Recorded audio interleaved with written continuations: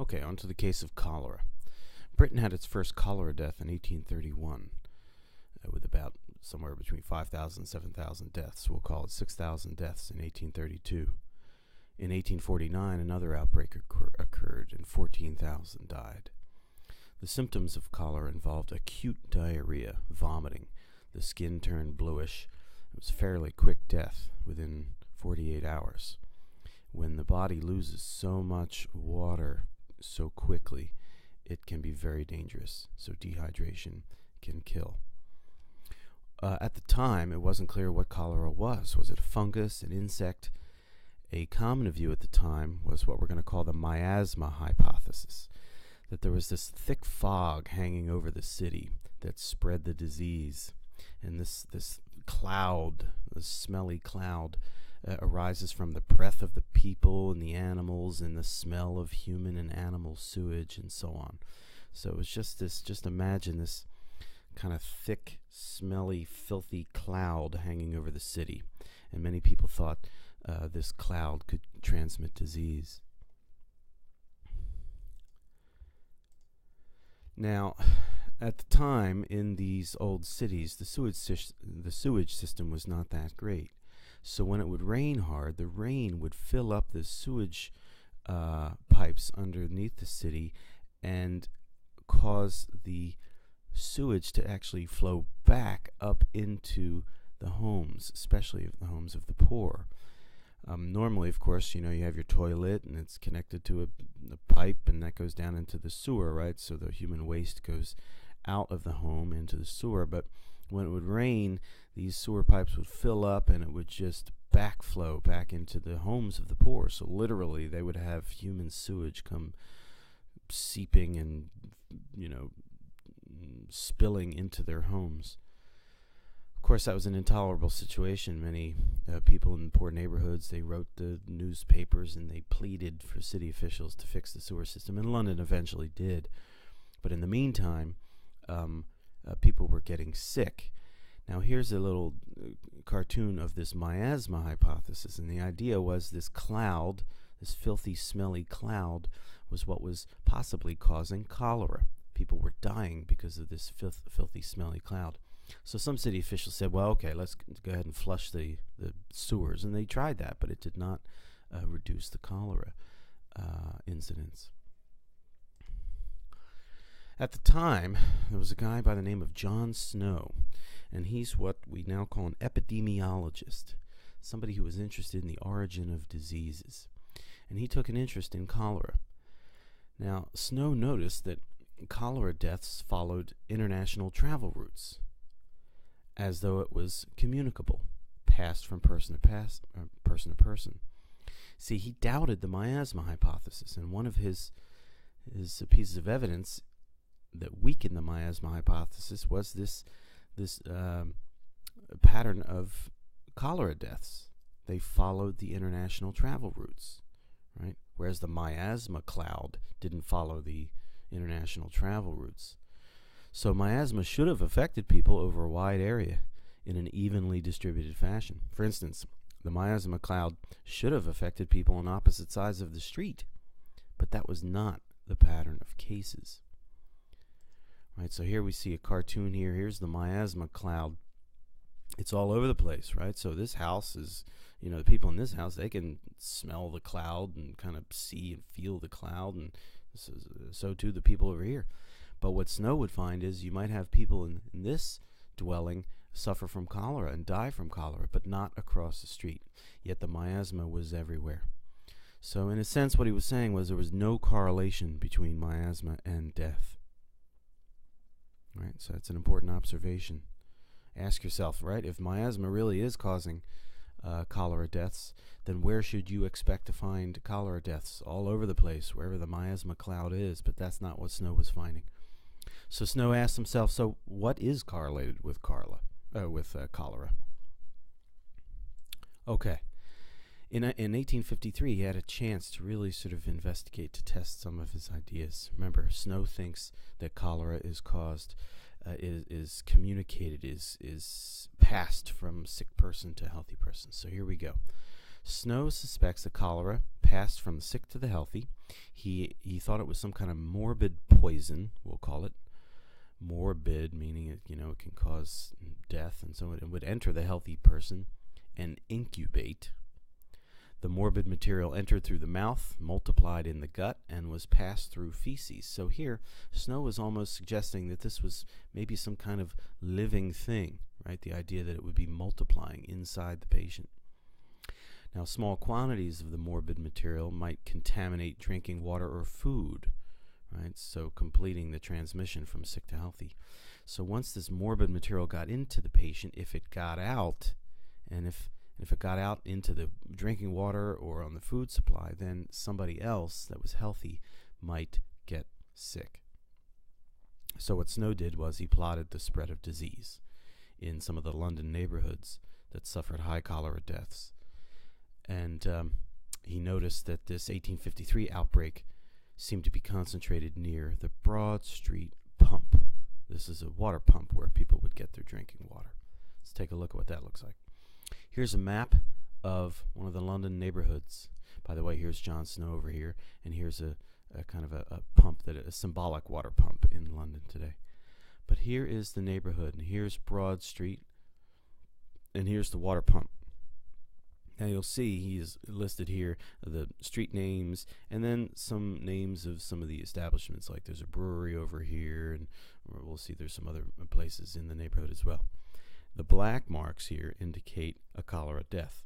So what Snow did was he walked around the streets of this neighborhood and he knocked on the doors of residences and businesses and said, "Have you had any cholera deaths here?" And he documented who died and where they lived, where they worked. So these black marks would indicate cholera deaths. And you can see in this neighborhood there were many cholera deaths. And here is the drinking fountain.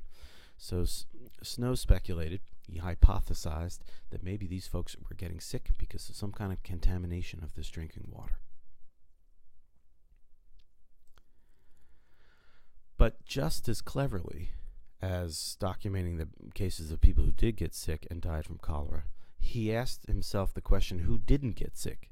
Who was living in the neighborhood, exposed to this potential danger, and did not get sick? And here he noticed that in the brewery there were no deaths from cholera. So he went to the brewery and he inquired, well, what's going on here? Are you guys drinking the pump water, the Broad Street pump water? No, they were drinking beer all day, right? So at the brewery, the place where you make beer, the workers were drinking beer. And so that would explain, here on our map again, take a look, no deaths in the brewery. The workers here were not drinking from the pump. So notice, a very clever observation. Not only do you want to study the people who do get sick, but you want to study the people who are in danger but don't get sick. That might help build a case for the actual cause of cholera. So the beer drinkers over here not getting sick. In addition, let's see, where are we? In addition, he went to the workhouse. Now the workhouse, can't see it on this map. We'll have to get you a bigger map. Let's take a look. Here's the bigger map. The workhouse had 535 workers, right? 535 workers. That was a lot of workers, and yet there was only a handful of deaths from cholera. That, in Snow's mind, this was too small, right? This was smaller than you might expect, given the rates of cholera deaths in the general neighborhood. And so again, he visits the workhouse and asks, "So what are your workers drinking?" And most of the workers were drinking not the water from the Broad Street pump, but water from an on-site drinking well. So these workers here were not, for the most part, drinking the Broad Street pump water.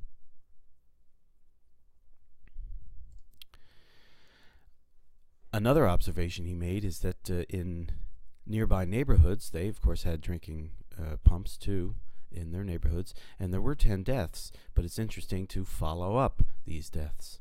5 of the deaths were because, or 5 of the deaths could be related to the fact that those 5 often drank the Broad Street pump water.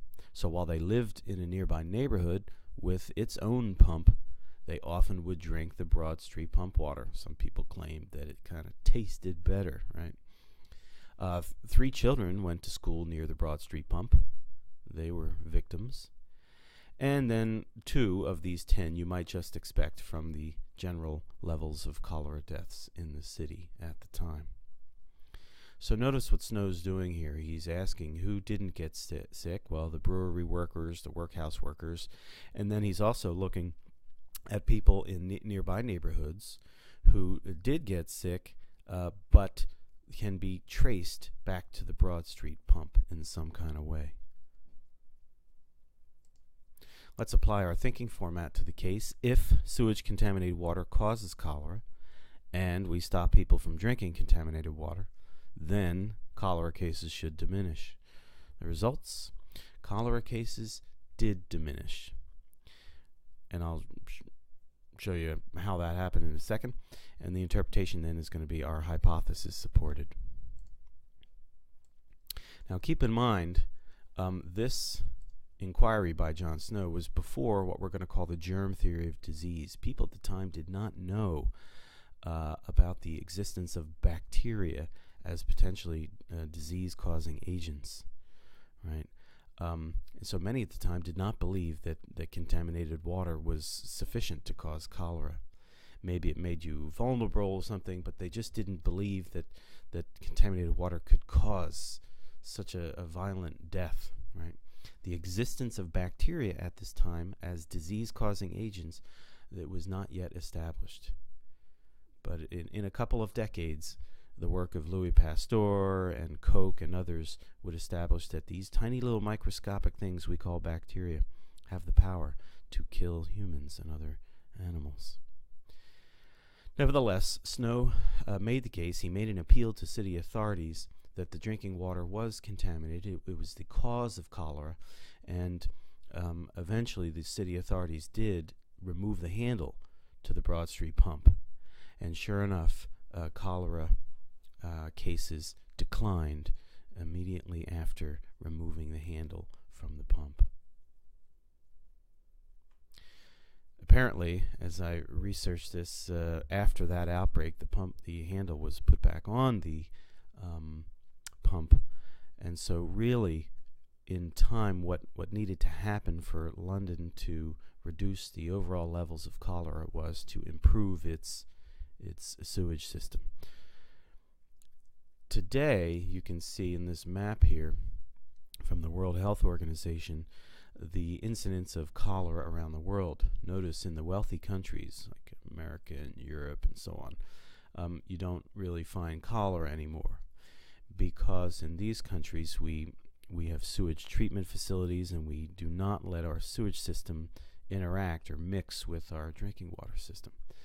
The cholera bacteria is taken in by the body and then transported out of the body through feces and so on. And so in this picture, for example, if you have people drinking water that is contaminated with human waste, you have a situation where cholera can spread. One of the best things to do to improve the overall levels of health for people around the world would be to ensure that they have clean drinking water. So if we just think about the accomplishments then of John Snow, I mean, consider the fact that what he saw with his own eyes, right, are people dying in large numbers in the city. But some careful observation and some legwork here allowed him to map out the deaths, to see if anything was correlated to those deaths, the drinking the pump water here, and to investigate people who weren't dying to see if that fit the same idea that the drinking water was the root cause of the disease, and then to get city officials to stop people from drinking the water. Now notice, nobody ever saw the actual disease-causing agent, right? Nobody could see, nobody knew of these tiny microscopic bacteria that might be in the water coming from human sewage and contaminating the water. Nevertheless, you can figure out things about the world, even though you might not see everything in the world. You can do some good thinking so that you can make hypotheses about the existence of this stuff, and then test those hypotheses in the world that you do see. So it took